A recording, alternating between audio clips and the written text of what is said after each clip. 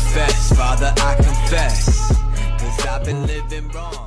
Hey yo, what's up, man? It's your boy TUSKO to the day, Mr. Flow So Good, man. Mr. Keep Up on my what.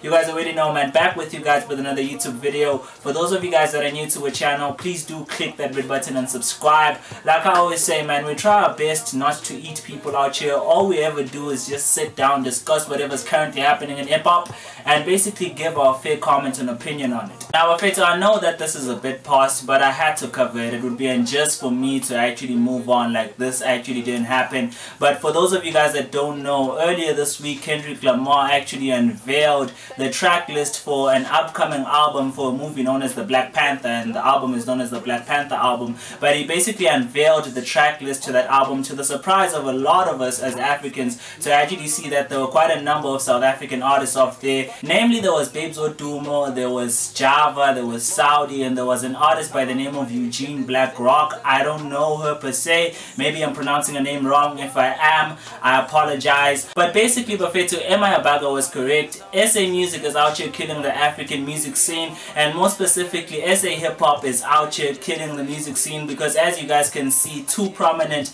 SA hip hop artists have been featured in this upcoming Black Panther album. It's a good look for SA hip hop, and it's a good look for SA music in general, because this album was executively produced by Kendrick Lamar and his producer, okay? And it's an album that's going to be showcased all around the world. So big up to all the African artists that have been featured on that album. It was also interesting for me to note the fact that the artists that were featured on this album are very uniquely African sounding artists. Like if you look at an artist like Babes Wodumo, and artists like Sjava, and artists like Saudi, I mean Sjava specifically does digital maskandi mixed with a bit of rap, and you know, we know that Saudi does, you know, African trap, and Babes does gom. So it's one of those situations I look at and I ask myself the question of this whole debate that's been going on, you know, in SA hip hop, where people are saying artists need to stop sounding American, and them saying that, yo, we need to sound like this to kind of, you know, penetrate into the international market. Is sounding authentically African the better way to go,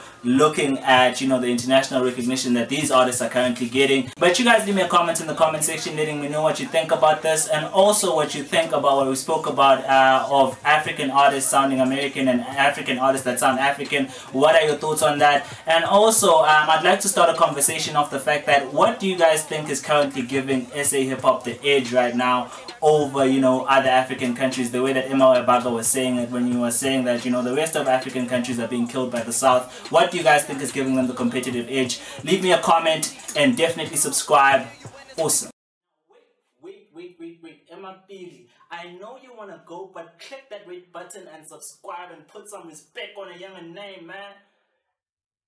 Awesome.